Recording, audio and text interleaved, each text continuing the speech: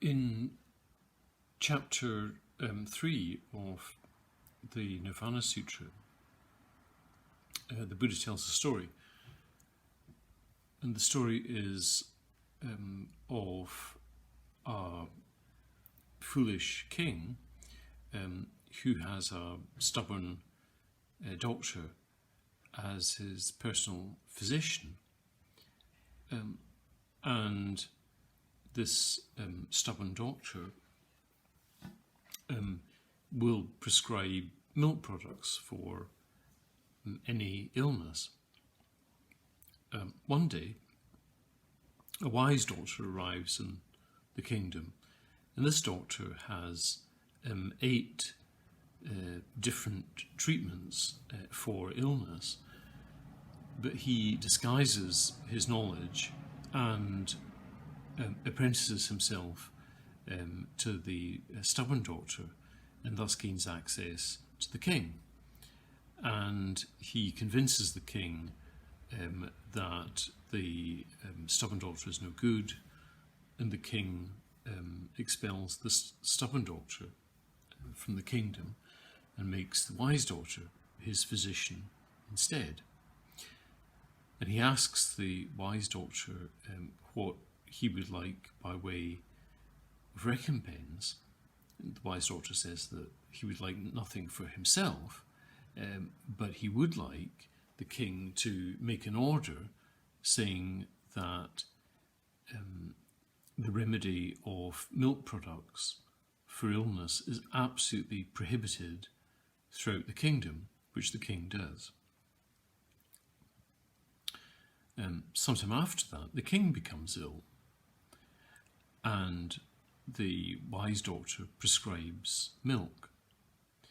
The king is baffled and furious by this, and asks the wise doctor why he's prescribing milk in view of the prohibition that was made on milk.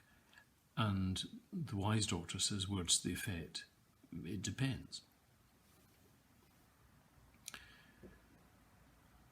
The narrow purpose of this story is to set up an argument later on in the sutra about Buddha nature.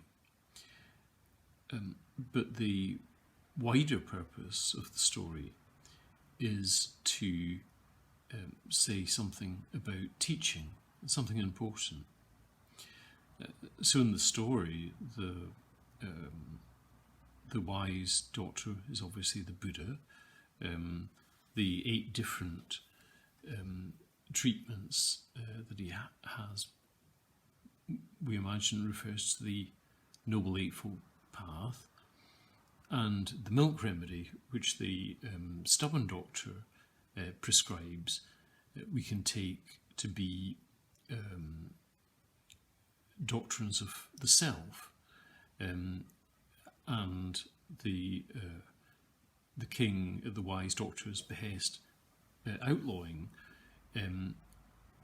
that remedy we can equate with the Buddha's teachings on no self, emptiness and impermanence. The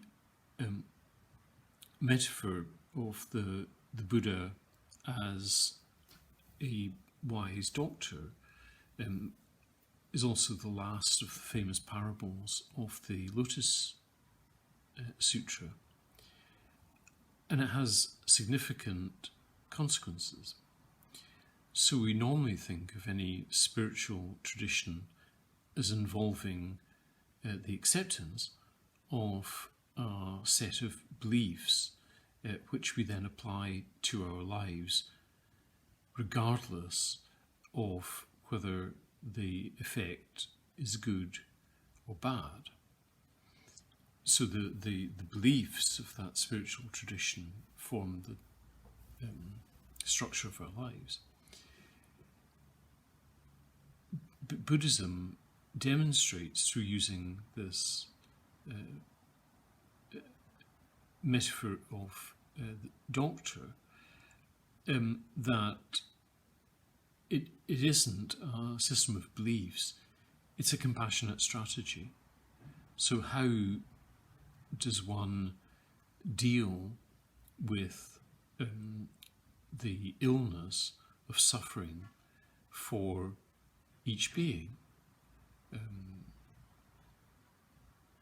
One cannot simply prescribe the same remedy, because what is a medicine for one person may be poison for another person, or useless. So we can also see this story as not simply being an injunction against teachings of the self, or just some variant of that,